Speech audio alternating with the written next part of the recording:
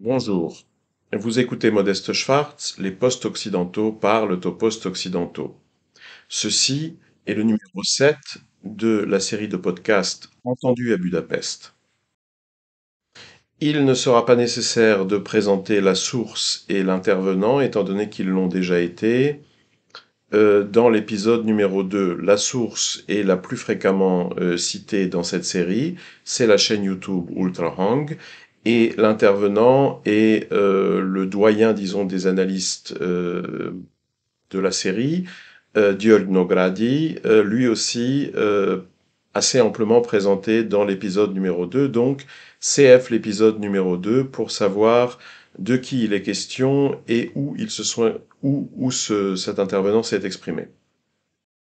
Alors s'agissant du contenu, disons de l'exposé de György Nogrady, disons de ses réponses aux questions du journaliste Thomas Király dans ce podcast, à vrai dire, je ne compte pas le relayer, non que ce ne soit pas intéressant dans l'absolu, mais ce n'est pas ce que j'ai trouvé de plus intéressant dans ce podcast. Ce qui a retenu mon attention et ce que j'ai décidé de transmettre et de traduire au bénéfice d'un auditoire de langue française, c'est la réponse qu'il a donnée à une question d'auditeur. Hein, ces podcasts finissent généralement par la lecture de questions envoyées sur Internet par des auditeurs, souvent des auditeurs fidèles, auxquels, dans la plupart des cas, l'intervenant, en l'occurrence György Nogrady, répond et semble, la plupart du temps, répondre au pied levé.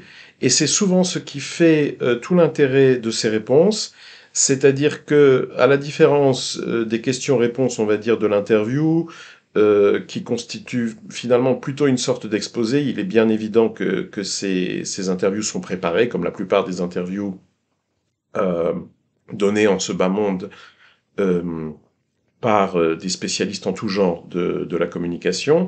En revanche, les réponses aux questions, les questions sont parfois un peu surprenantes, euh, pourraient désarçonner le conférencier György Nogrady, évidemment avec sa très longue expérience, notamment de professeur universitaire, s'en tire avec brio. Mais je dirais que ça l'amène quand même souvent à donner des réponses non pas plus sincères, mais disons euh, où le degré de dissimulation de ces présupposés réels est franchement moindre que dans le courant des exposés. Alors, commençons par présenter la question qui lui a été posée. Un auditeur, donc hongrois, magarophone en tout état de cause, très probablement hongrois, euh, lui pose une question concernant, comme d'habitude, c'est le thème principal, le conflit en Ukraine orientale, mais le sujet, c'est plus exactement la Chine, le rôle de la Chine. En effet, cet auditeur a visiblement, peu avant d'envoyer cette question, peu avant la diffusion du podcast, euh, dont le lien sera évidemment reproduit en description de cette vidéo. Cet auditeur hongrois, donc, a entendu parler des achats assez massifs de terres arables, extrêmement riches, de terres donc, dans ces zones de l'Ukraine centrale et orientale géologiquement classées en catégorie de Tchernosium, où il semblerait donc que la Chine, tout comme les États-Unis, c'est donc ces deux pays où des investisseurs domiciliés dans ces deux pays, bon, on sait évidemment quoi penser de, on va dire, l'indépendance de ces grands investisseurs vis-à-vis du pouvoir étatique, que ce soit d'ailleurs à Beijing ou à Washington. Et donc voilà, la Chine comme les États-Unis ont acheté des masses, des surfaces considérables de terres arables en Ukraine.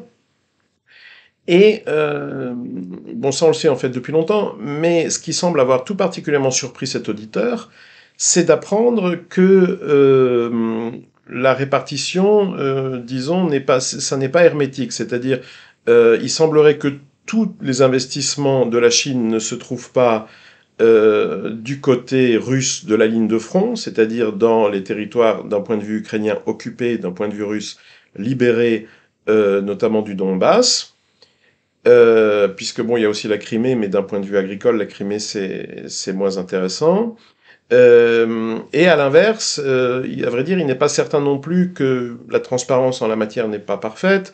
Il n'est pas certain que tous les investissements américains se trouvent à l'ouest de cette ligne de front, donc dans des territoires qui, a priori, devraient peut-être rester sous l'autorité du régime de Kiev.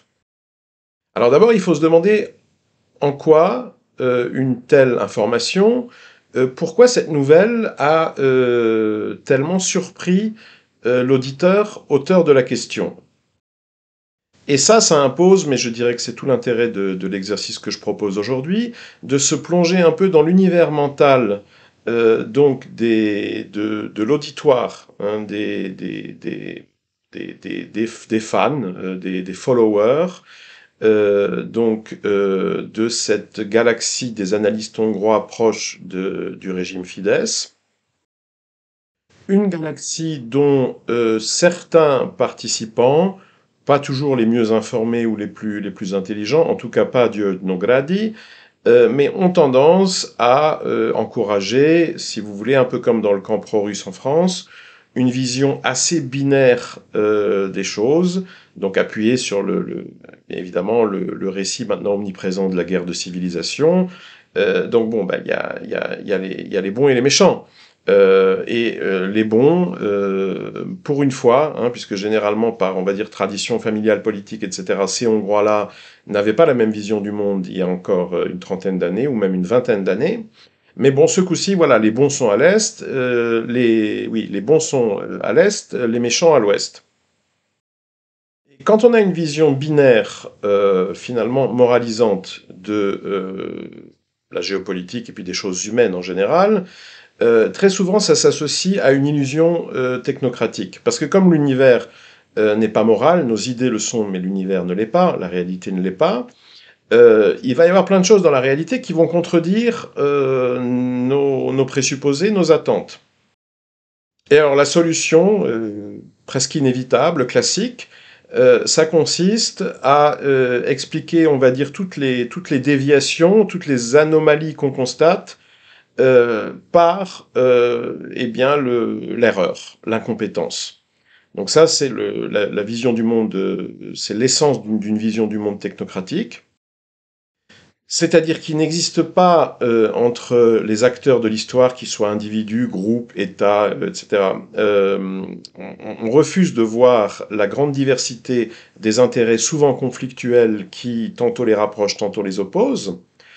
Et donc, à défaut d'avoir cet instrument explicatif-là, on en trouve un autre dans les degrés de compétences supposés. Généralement, c'est un imbécile qui les suppose. Des divers acteurs. Hein. Donc, par exemple, quand Bruno Le Maire, Thierry Breton, Ursula von der Leyen, etc., vous disent qu'ils vont agenouiller l'économie russe et édictent pour se faire des sanctions qui, n'ont pas l'air d'agenouiller tellement que ça l'économie russe, mais qui, en revanche, détruisent très efficacement l'économie et notamment les PME, notamment la classe moyenne européenne. Comment expliquer ça? Parce que ce sont des incompétents. Voyons. C'est pour ça qu'ils font partie tous depuis des années, parfois des décennies de gouvernement. C'est pour ça qu'ils sont millionnaires, sinon plus, et que l'internaute qui les taxe d'incompétence, très très souvent, vit d'un RSA ou d'un SMIC. Hein, c'est parce que lui, il est extrêmement compétent et eux sont des idiots.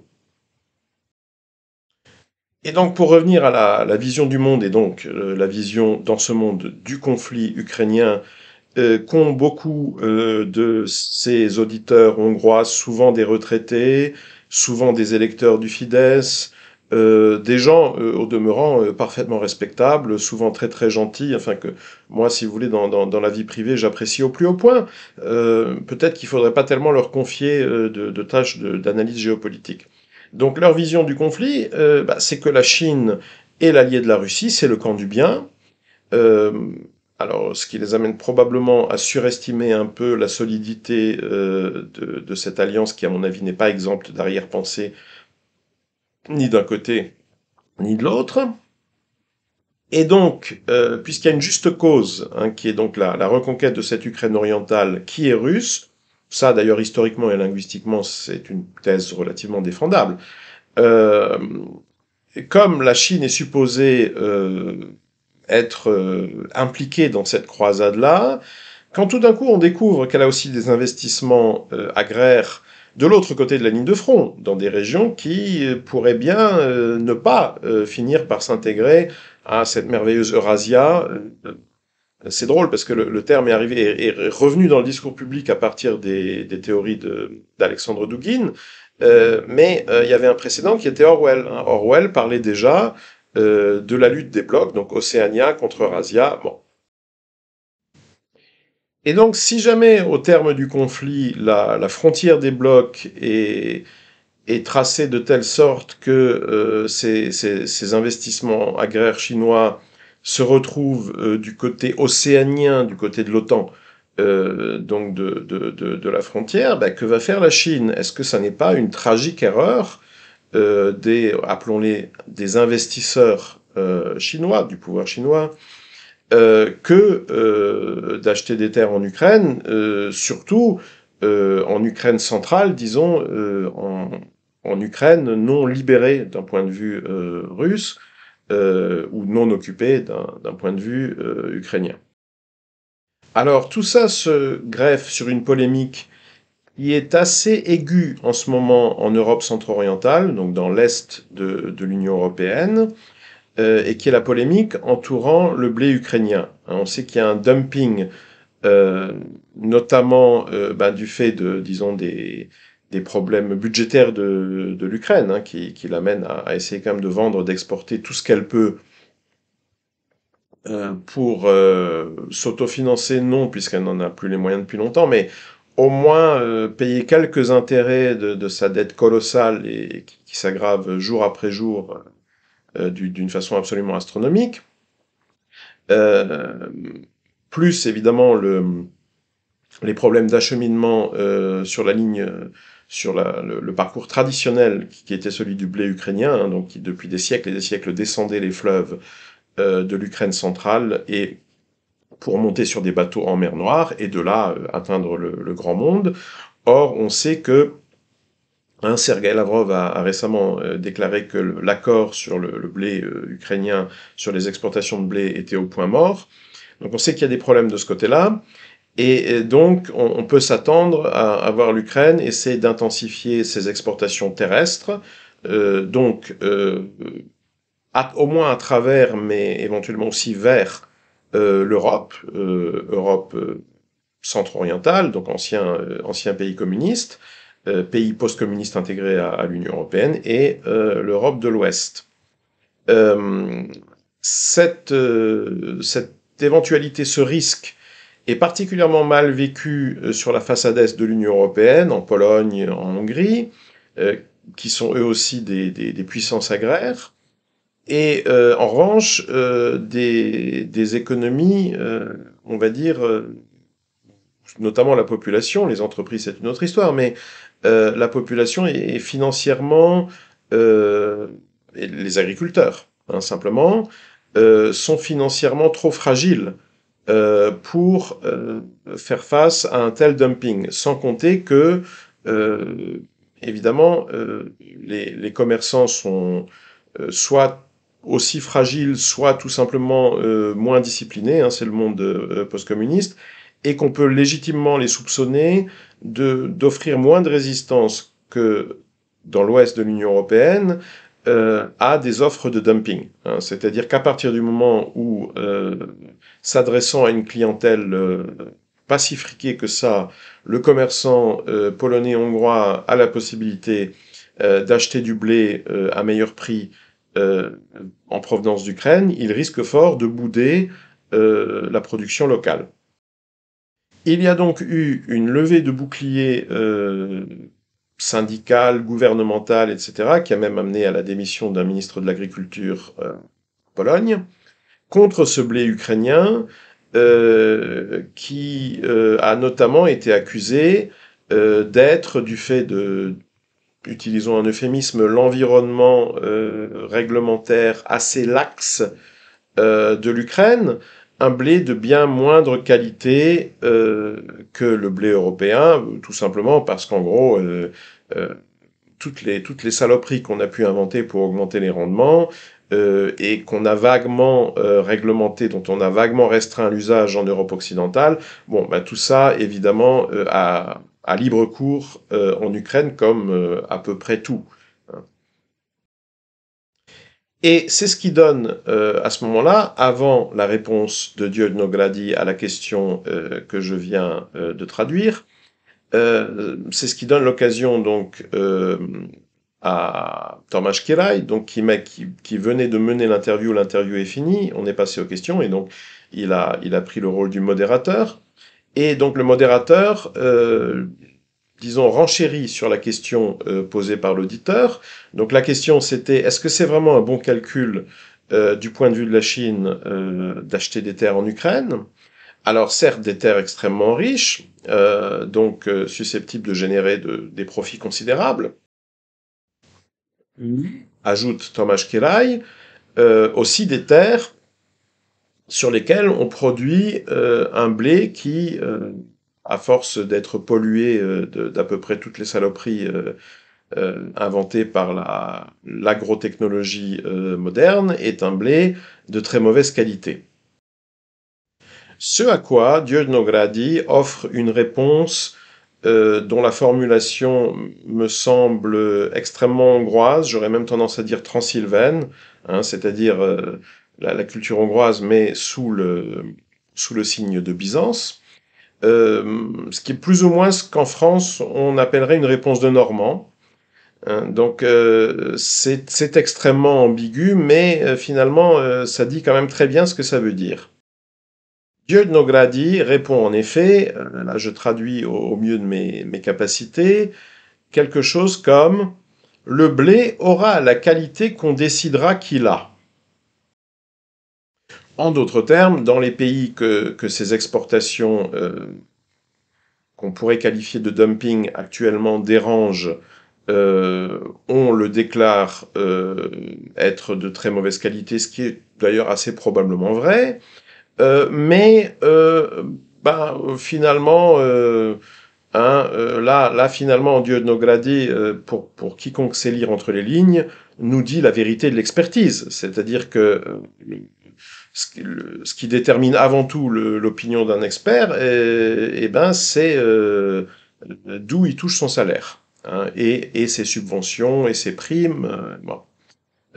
Donc, comme le dit aussi très très souvent le même Diodnogrady, c'est presque un dicton qu'il répète dans la plupart de ses podcasts. L'endroit où je m'assois détermine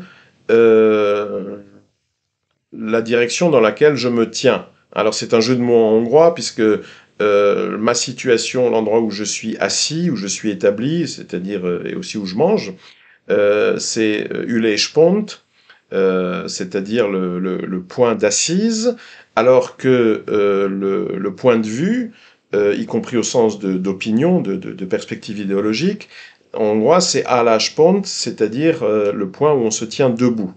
Hein, ülés, être assis, állás, être debout.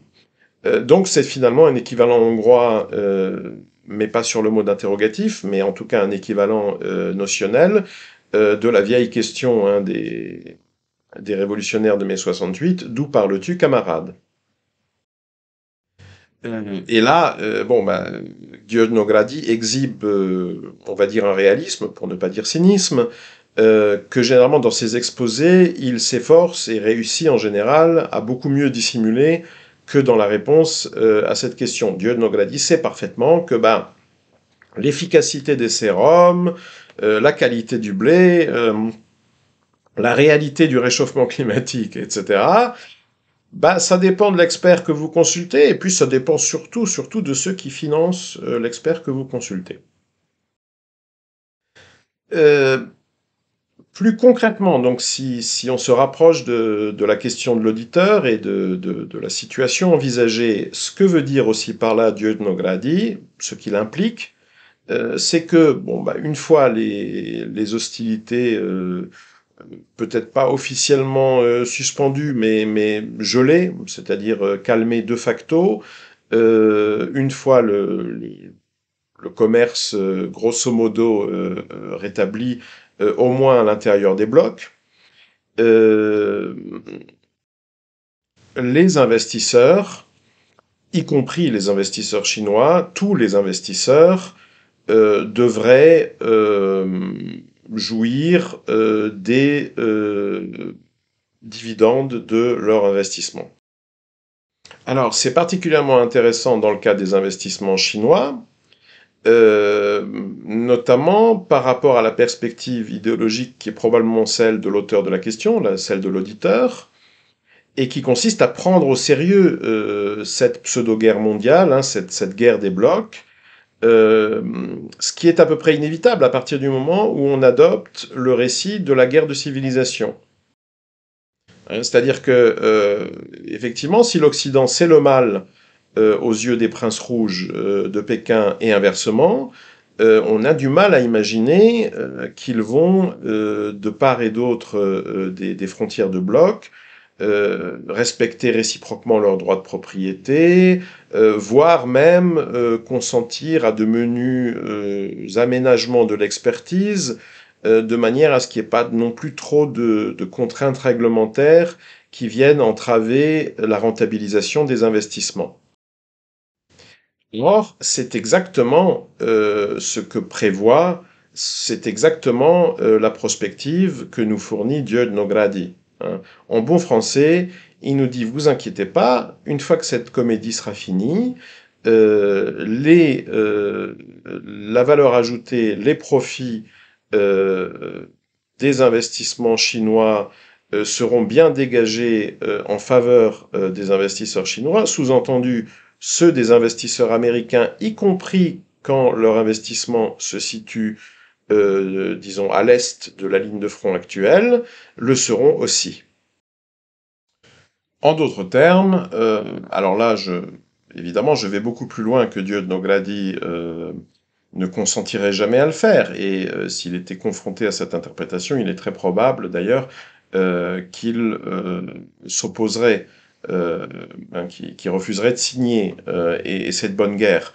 Mais je vais traduire dans les termes qui sont ceux de ma vision du monde, mais une vision que je ne crois pas si éloignée finalement de la sienne, au moins dans son fort intérieur. Et ce que, bon, bah, la guerre mondiale, la guerre de civilisation, etc., c'est bien gentil, ça a l'air de plus ou moins fonctionner comme instrument d'accaparage, d'obnubilation de l'attention, hein, ça occupe les gueux, ça a entre autres l'avantage de leur faire plus ou moins oublier ce qu'on leur a fait subir pendant l'épisode précédent sous prétexte de pandémie, et puis, bah, c'est du très bon business, hein, sans même attendre la conclusion des opérations militaires. Il me semble que le nombre de milliardaires en Russie, qui était de 88 avant le déclenchement de l'opération spéciale, est aujourd'hui de 114, alors même qu'il y a une sorte d'épidémie gravitationnelle qui amène un certain nombre d'oligarques à tomber du 7e étage. Mais bon, pendant ce temps, l'uranium russe arrive bien en France et aux États-Unis. Du gaz russe arrive toujours en Europe à travers le territoire ukrainien, hein, par des pipelines qui traversent le territoire ukrainien et qui n'ont jamais été atteints par aucune frappe ni russe ni ukrainienne, hein, comme quoi les frappes chirurgicales, ça existe, et notamment les non-frappes chirurgicales, qui sont encore plus efficaces que les frappes chirurgicales. Et finalement, bah, du point de vue de la caste, où personne n'est l'ennemi de personne, il y a tout au plus de vagues, de temps en temps quelques conflits d'intérêts, et ben c'est business as usual, voilà. Circuler, il n'y a rien à voir.